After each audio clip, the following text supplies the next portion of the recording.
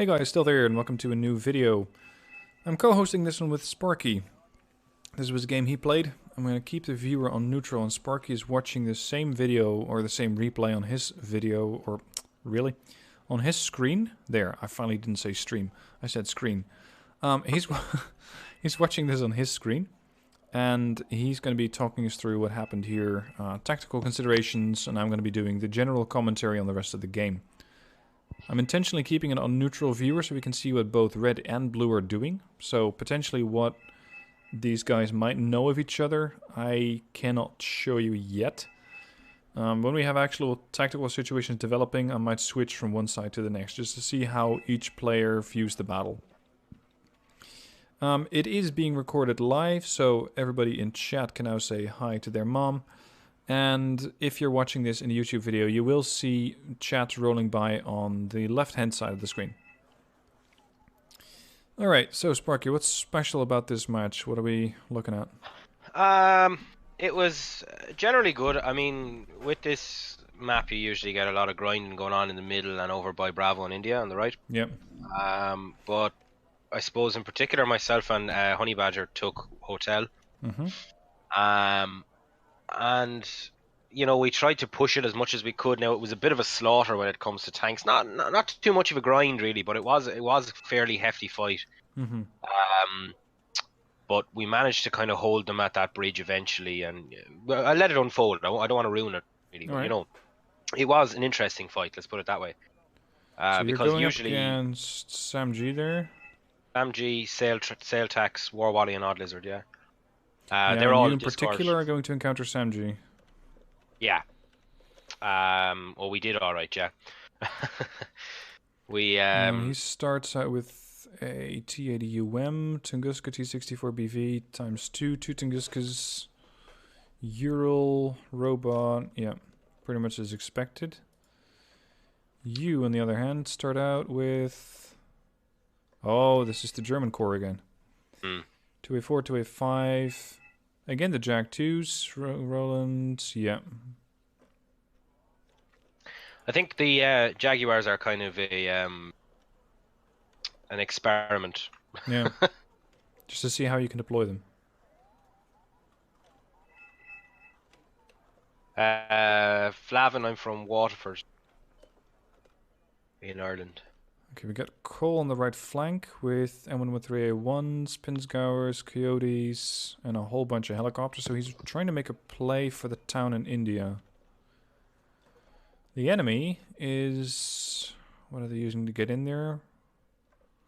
No. Well, some motorized, but mostly mech. So the mechanized units are going to be slower than the helos. This is farther away for the helos. They might be arriving pretty much at the same time there. It's going to be tight, that one. Odd Lizard's going to be backing him up. Are you really going to leave Jeeps in Echo to take the whole middle area?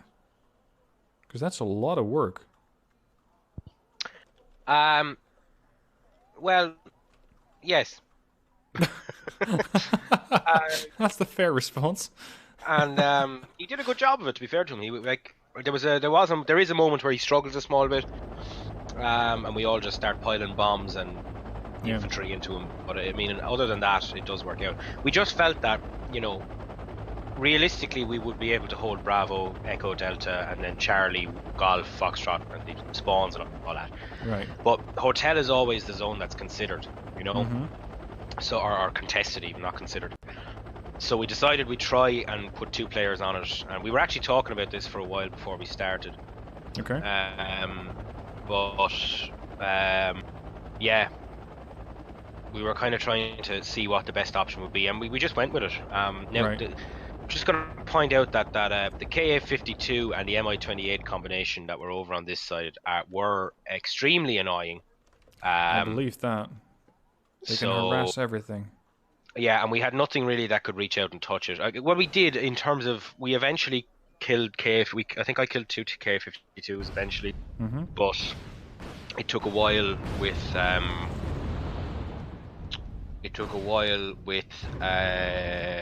just Gepard and stuff to try and get them in range, if you know what I mean. And then also Fliegerfaust with the Stinger Cs. Yeah. Yeah, the problem with the So- K-52 is always that it counters anti-radar. Yeah, I just fired both missiles.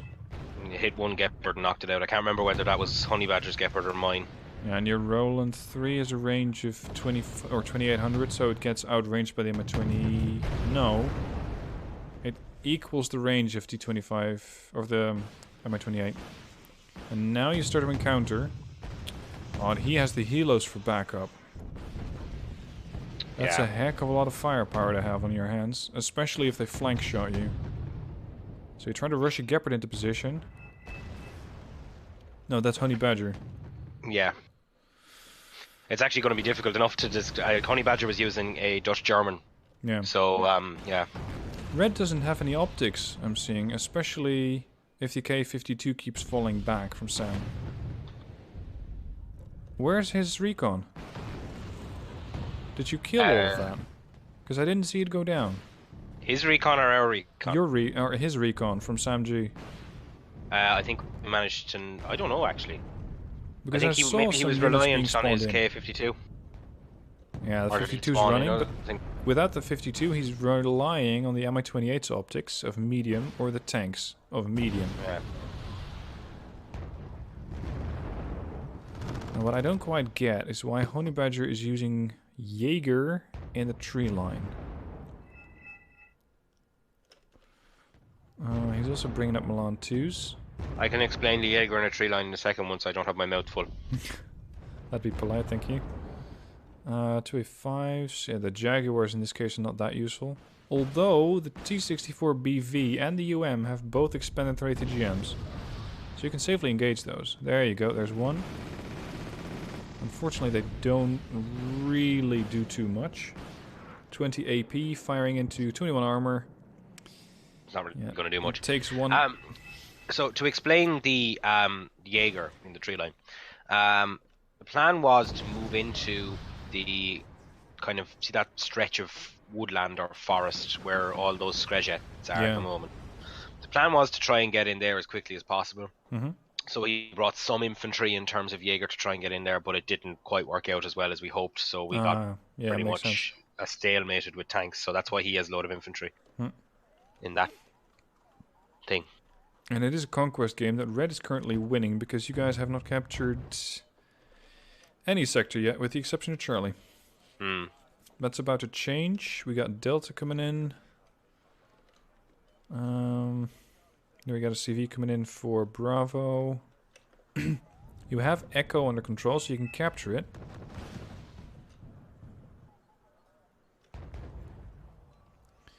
Yeah, this is usually where Hotel makes all the difference. Yeah. And the other thing about Hotel is it's an interesting. If you have an infantry CV, like as in the 5-man command squad or whatever, you might be able to get them in a corner somewhere where they're not seen, and they won't have to be in the tree line. But the problem was we only had vehicle CVs. Oh, the whole team. So, yeah, the whole team only. I asked at some point, does anyone have infantry CV in a helicopter? And they were like, no. So that kind of screwed us from that point. But like, I had a Leopard 2 command tank, which I will bring eventually bring in. I think I actually have one on the way in now. Do I? No, not yet, but it will be coming in soon. Right. But that was what I used to hold there, but I think I ended up losing one and then having to bring in a second one. So they're very expensive to be losing, you know. Yeah. I think I fed an awful lot in this game, but it was more it's because it's conquest. It's more holding the line. Doesn't matter. Yeah. What's Cole doing with the SASR and the SAS far right? I think his initial plan was to make a rush for that town, and then he dropped them off in front of the forest. Yeah, I don't know what he was doing. Well, Cole is here. I think he might be able to explain in the chat. Is he? Oh yeah, he's here, of course. You kind of forgot about them. Oh really? Okay, but you started out with them. So it seemed to me like you were deploying them over in Alpha, over the tree line, and then just rushing all the way over here. And now somehow early on in the game you just either abandoned that plan or were forced to revise it. What happened there, Cole?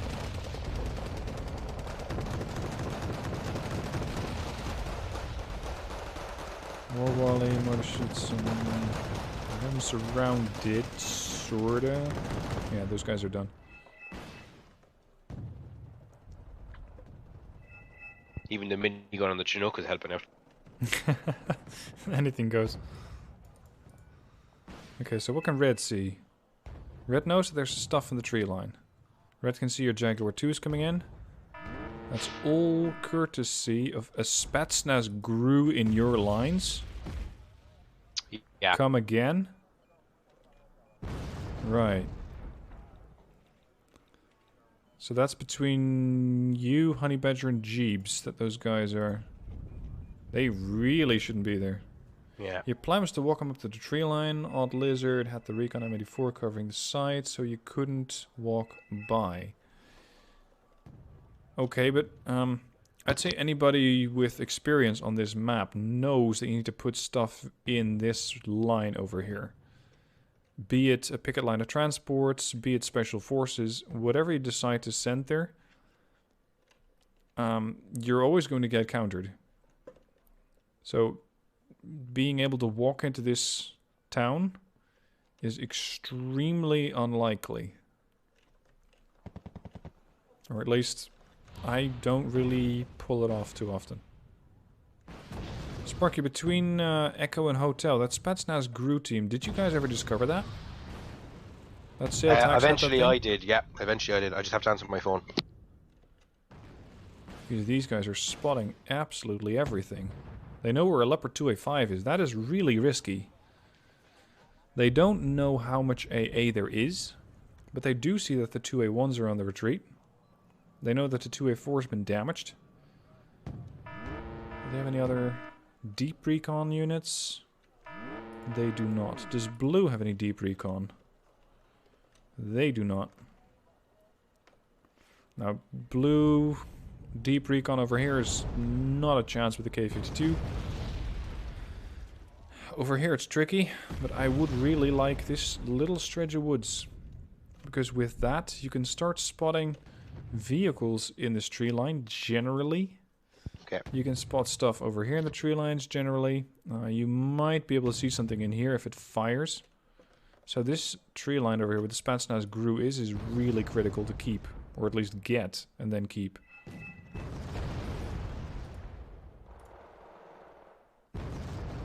Did you notice that your Leopard 2A5 was not blinking and thus detected? Not until they started shooting at it. Right. Okay. Yeah, because they're getting really good intel the whole way. They could just see all of those transports roll in. Gotta say, that was well played by Sailtax. The fact that he can keep that position and just stay there and watch everything drive by and radio it back to HQ makes their counter much easier. They can even estimate what sort of infantry is going to come out of that stuff. Which is Panzer Grenadiers, which are not really too eager for this fight anymore. RPRs, that's Honey Badger. So he's using the Dutch. Sort of a double offensive there. We knocked out the... Oh, you wiped out the Spetsnaz. How'd that happen? How? Was that the Leopard 1A1 that saw them? Yeah. Aha, okay, good. So now I hope that you're going to be putting some sort of reconnaissance unit of your own in there quickly. Why are you guys taking so long to capture Echo, though? Because Red's casually sitting at a +1 for the whole time. I don't know. I think it was just concentrating on other things rather than actually getting stuck in and capturing what we were supposed to capture. So... Because you are getting a little bit of pressure from that +1 the whole time. Hmm.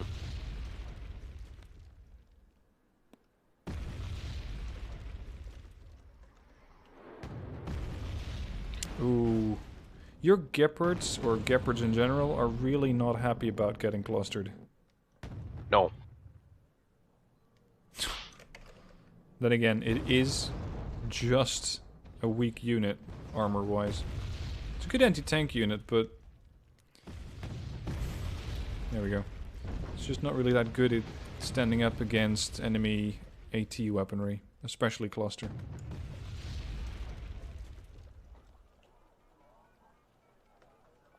There seems to be a complete lull in the fighting. Is nobody shooting at anybody? Right side's quiet. Left side you can see activity, but... Oh, there you go, just killed the tank.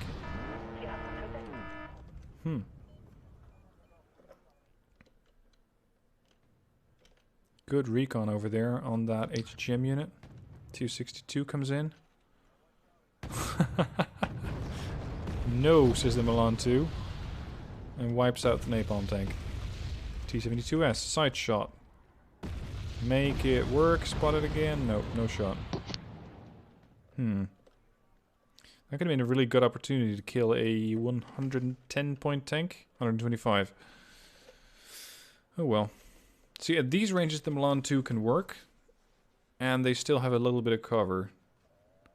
But if a tank or multiple tanks of cheaper make and model decide to push through here, then they might knock out one or two, but then die to the combined firepower.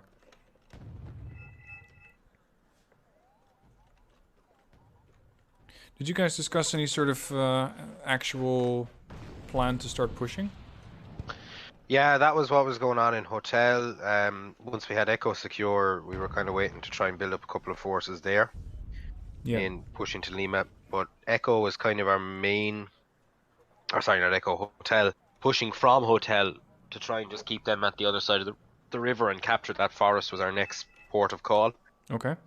But just the amount of helicopters and everything that they had was just really kind of not the most pleasant thing to be dealing with in this situation. So.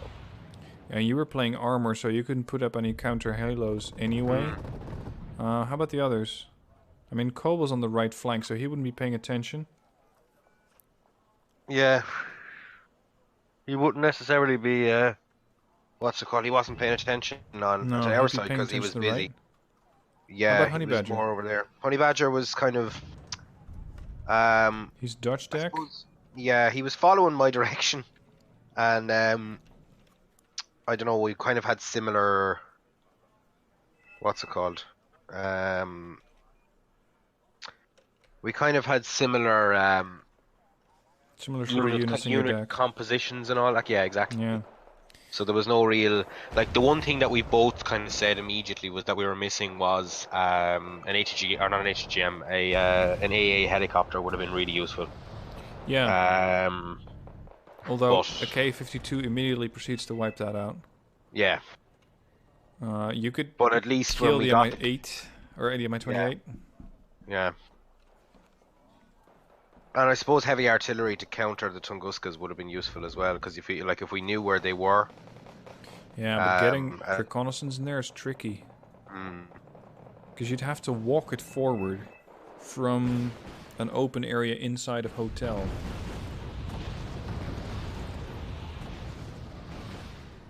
Jeez, that SU-27M walks away from that? Yeah. That was a lot of counterfire. Not many aircraft can walk away from a an encounter with a Eurofighter Typhoon. Yeah, because that was a Fliegerfaust, a Typhoon, maybe a Flakpanzer Gepard if it got in range. Yeah. And I think he only got hit once. Oh, you nailed it. Nice. What did I nail? The Mi-20, no, the K-52. Oh yeah, with the Fliegerfaust. And all of a sudden, all of their reconnaissance in the area is down to just one Rozvedka group. Yeah.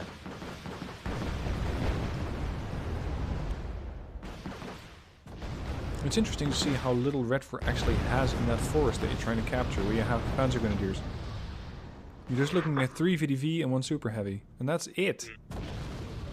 Yeah. I see this in my own replays too, where you just have far too little, or where you think that the enemy has much more actual strength than they do. See, I tried pushing. Eventually, that group of 20 Panzer Grenadiers, I did push towards the VDV, and I tried to get to the BU. But by the time I did it, they had actually brought in extra stuff. I think, if I'm thinking back correctly. Yeah. So like I was trying to get the BU because I knew the BU was there. Okay. I was trying to get to it, but yeah. At this point of the battle, what was your thinking into why you weren't attacking with the Panzer Grenadiers?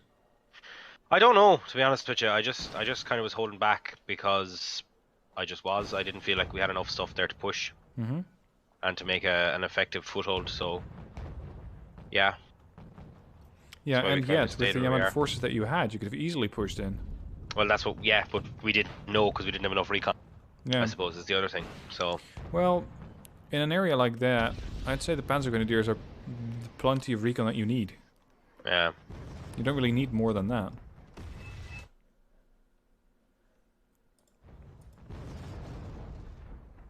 Capper dead. Good attack marker.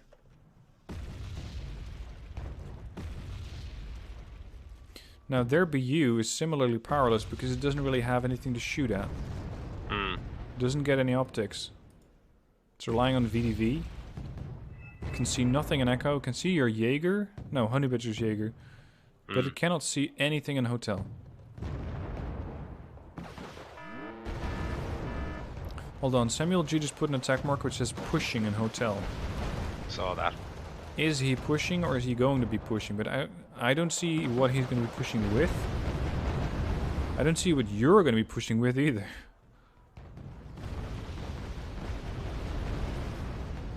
You know... No. Whose attack marker was that? Oh, that was the defense marker. Okay. There's a push in the middle though. Yep, and they're coming in. They're in the forests. Wachtregiment. I'm always a bit torn on those guys. That Scorpion is... Oh. And they're gone. 11C's just deleted them. Yeah, the WAC regiment, I never... I did use them for a while whenever I played East Germany, but... I don't know, they seem interesting. They're an interesting unit, but... yeah, they're interesting, but their Scorpion isn't really that effective. No. I mean, the LSCR with their STG 943 are much better. Much. I think they're pretty comparable in price range. Yeah. And the LSTR can complete far more duties than the command... No, not the Commando C, the Wachtregiment can. Unless the LSTR are deleted by 500-pound bombs. Yeah. I, for one, don't exactly know what the background of the Wachtregiment is. I believe that it's a German translation for Guard Regiment, which means that they're... Let's say that they're actually guards. That would explain the Scorpion, because that would mean that you're doing indoor conflict, whereas Scorpion, I suppose, could work. Yeah. But at this range... I'm wondering, are they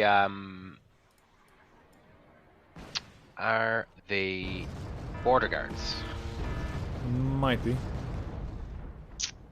Who is trying to mortar a T-72BU? Oh, don't ask. I don't know. Honey Badger. And went on 985s. Oh, he's trying to stun it. I think he was trying to stun lock it and then have his F-16 come in. Yeah, that could work. T-72BU doesn't care for the damage, though. Anyway, that push in Echo got shut down hard. Once that F-111 comes in, it's just goodbye whatever's underneath it. With the exception of tanks and heavily armored transports.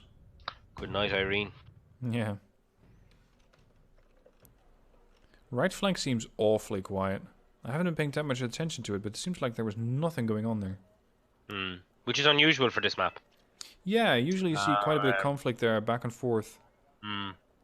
But it is pretty much locked down from both sides. I do know we do get up to a plus 2 or plus 3 at some point, so it's not all quiet on the Western Front. Right. Oh, Flavin, thank you for looking that up. Paramilitary wing of the Ministry of State Security, the Security Service of the German Democratic Republic. Right. Okay. Flavin, do you play Wargame? Because if you do realise there can only be one Irishman. Uh-oh, here comes the SC-27M again. He fires at a Block 5, kills the Block 5. That Block 5 kill my own infantry? No, it doesn't. He still has his missiles. Where are you going? He must be looking at something. No, he just lost sight of it.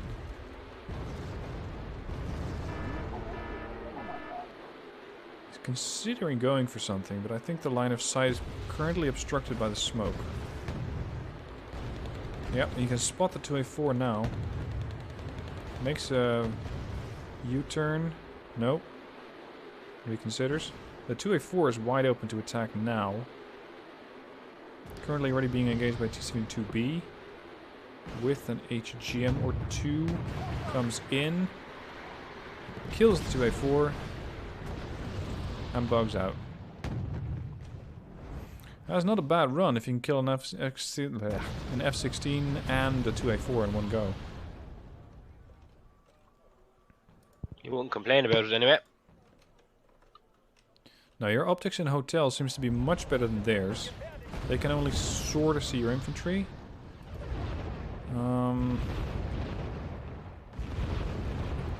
Echo Lima is always going to be a bit tricky. Yeah, none of anybody on the team knows what's going on the other side. And Bravo. They cannot see anything in Bravo. And Blue can see some units in the proximity of India. There's a push going on in hotel at the moment. Yeah. Well, is there? I'm seeing one tank move up. There was a couple of more tanks. Might have missed that. Oh yeah, there's my ECR running in, and oh, I'm getting killed off. I never have much luck with seed aircraft. No.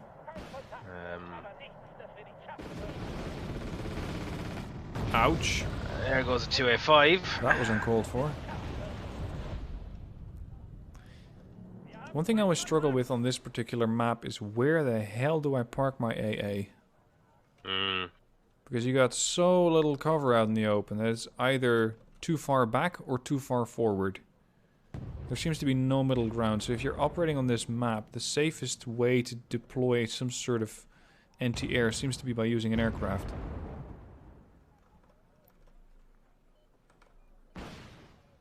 Just a fighter patrol, keeping your stuff safe-ish.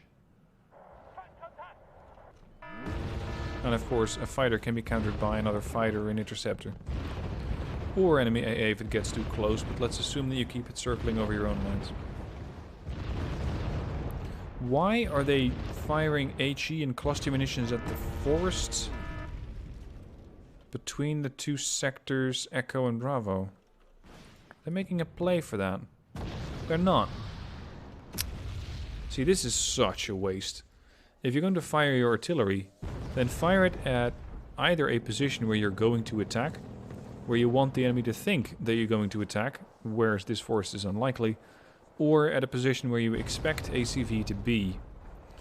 This forest would be ideal for a cluster missile strike, because it could be a CV in here or an infantry CV in there, and there's not many more options that you have. If you're going to be pushing, for example, here, then this would be a good position to hit with either or both cluster and or HE. Because with cluster you can still panic enemy infantry. They won't take any damage, but they are not going to be too happy that there's all sort of bomblets falling around them. And then you can push in. But randomly attacking a forest, I mean, there's enough deforestation as it is. You don't need to add this stuff.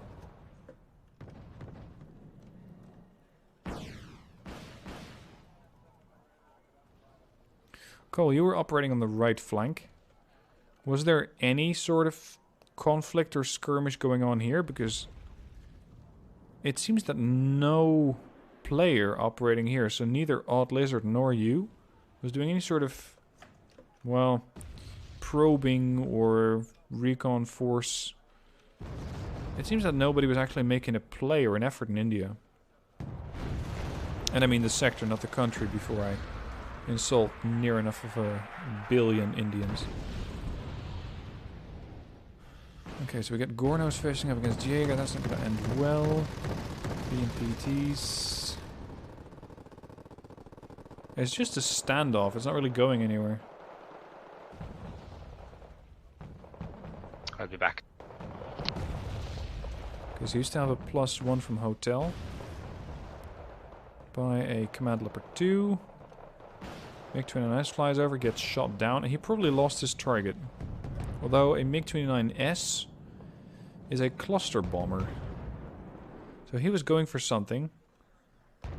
Or he was right-clicked sort of somewhere, and then potentially to be given an order later. Order never received. Aircraft kept going, aircraft died. That's how that could have gone down. Okay, so Cole switched his attention more to the left. Help with the Stormers and the ADATs. See, now we're talking. This is artillery I like to see. You're softening up an area first. The tanks panicked. The infantry doesn't care because it was too far forward. The chieftains not having a good day. These guys are shaken, panicked, and that means far less effective. There is a smokescreen over here, but I didn't quite follow who put up that smokescreen. That is kind of relevant. He's even throwing up napalm screens here. Interesting. Okay, so that smokescreen was from blue. Oh, this was good artillery then. If blue put up the smokescreen and red responds by countering the position where the enemy attack is likely coming from, then you're taking all of the bite out of the enemy. Because the Fallschirmjäger are down to 8. The BGS are utterly pinned down because the smokescreen subsided too quickly. The Fallschirmjäger are now dead. The Marder 1A2 is the front unit, very poorly armored. Only comes with an autocannon. Infantry dies inside. And all the units that were supposed to be doing damage and attacking get wiped out. So that artillery was there to counter whatever was going to come out of the forest. And it did its job admirably. Look at that. No more push, no more units either. If Red really wanted to, then this would be an ideal to counter-attack. Because you got your Motorschützen, you got your T-72S standing by, FJB-40, even a Tunguska, 262 BMPT, no, BMP-2 autocannons. That could be an effective fighting force, especially if you see what they have left here. Which is nothing. If you push your vehicles and infantry in here, well, there's not a whole lot stopping it. Sure, the Panzer Grenadiers over here could take a longer range shot with the PZF-3, but other than that, they're not that much of a problem. These already seem to be running out of missiles. Effectively, though, they keep killing units. And over here, just skirmishing. Uh-oh. He just angled that right in time. But he doesn't quite know what to angle to. I'm not sure if he caught that. He kept his frontal armor towards the biggest threat, which I think the tank seemed to think was the 80UM. Hello. And in the meanwhile, the BMPT was coming up from the side, so he's sort of angled towards it, displaying a weaker side of armor, but still enough to defeat the gun of the BMPT.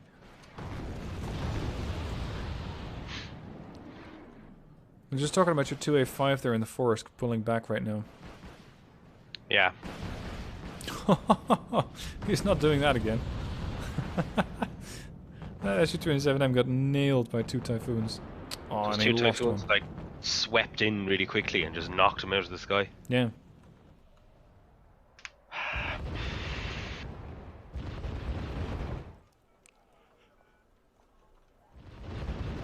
Okay, so you got 9 minutes left in the game. You have 206 points, they have 176.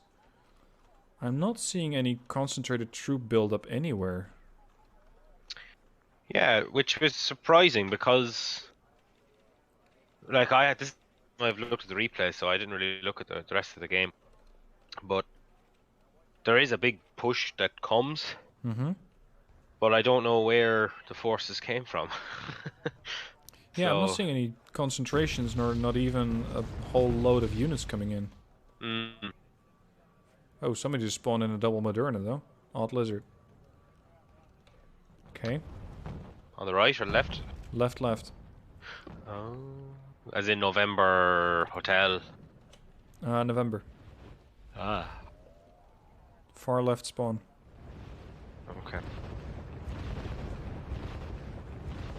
Now they're just randomly clustering a hotel again. I think they're looking for the CV. See, that's pointless. That is absolutely pointless. They can see into hotel. They can see your transports. They can see your recon helo. If there would have been a vehicle over there, you would have seen it. Yeah. So just firing random cluster artillery doesn't work. Now they're guesstimating where it would be, the alternative. And they're hitting with HE, so they think it's a CV, which is unarmored or lightly armored. Your Leopard just doesn't care at all. Sitting there calmly, Mr. Christian. Just another day in the pastures.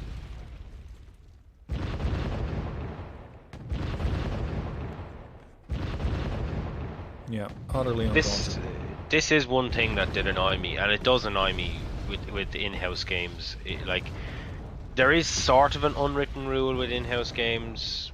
Well, there always has been, and we always kind of make comment on it, that we don't like cluster the living shit out of each other. Mm-hmm. But this game was different. We just got clustered every step of the way. Yep. You know. So I'm seeing a concentration of new forces coming in by Warwally. Far right spawn. T-72M, Recon, AA, more T-72s. This seems to be their Hail Mary moment. Like, just to go back on that point, I don't even mind, like, see the Malkas that are over there in Kilo at the far right. Like, artillery, heavy artillery firing. I don't mind that. I think cluster adds a real, I don't know. It's annoying. Yes, exactly. Like, it, particularly the Red 4 cluster, because it's so accurate, and I know the Atacms is the same, but like with Smirch, you're getting 5 or 6 or 7 or 8 or 9 missiles that are going to, you know, wipe out a tank. Each of them could quite easily wipe out a super heavy, depending on how much health the super heavy has. Yeah. Whereas with an Atacms, like, yes, you can take out a very limited amount of stuff, but with the Smirch, you could take out a whole tranche of stuff and completely wipe out someone's ability to actually play a game, which is fine and good if, yeah, which is fine and good if that's what you're there to do. But most of the time, it's fun. Like, I don't find it fun to like win a game in the first 5 minutes. Like, you know, Yeah.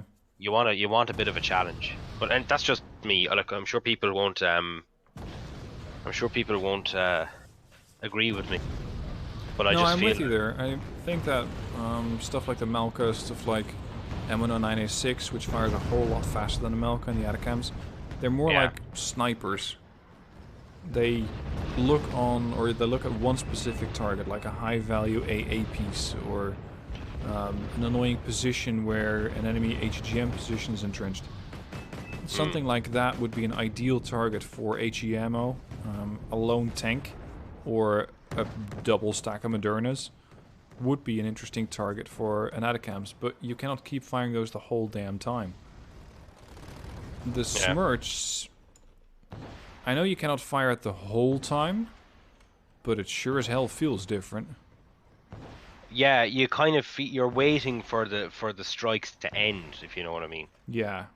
Like, it's constant, like, just barrage after barrage after barrage of missiles that will knock out, you know, quite substantial vehicles with one shot, but there's like 8 of them, as I said. Yeah.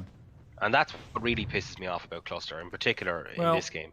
Wipe them out. Yeah, they have 8 AP, so they'll never wipe out a tank with one particular missile. Well, yeah, but you know what? It feels like that in certain circumstances. It feels like that. And look at it's 2 Smirches and 2 Malkas. The Malkas carry 8 rounds each, but these guys went through 32,000 points of supplies. Yeah. And sure enough, that was not just the Smirch, because they've probably also been resupplying their front line. I'm also seeing Vessel X, which are relatively supply hungry. 813s. There's another fob on the other side of the map that's it's also empty as empty. well. That's 48,000 points. They do have an MI26, however, someone in the sale, or Sam. Yep. Sam is able to bring in. It's another 6k. MI26s. And that one's going down due to repair for the T80Us. So oh, here comes the push. Yeah, a lot of armor. T80Us, T72BV or Bs, Tunguska. Everything gets stunned. Panicked. Anybody got a Warthog? Yeah, an A10 would have been extremely handy in this situation. Alright, yeah. Although they do have 1, 2 Iglas standing by. The Tunguska just died. You can wipe the whole area out with a bunch of attack helicopters. I think we brought in, yeah, if you look at the back there towards Foxtrot. Oh yeah. There's a lot of EO-105s coming in. Yeah, and that's Hot 2 missiles. Those really hurt. If there's any tank left at the point where they arrive. The 2A5 is not doing too well. Mine isn't, but Honey Badgers does quite well in this situation. Oh, yeah. The Dutch one. There goes a 2A1. Yeah, but at this point it's too little too late.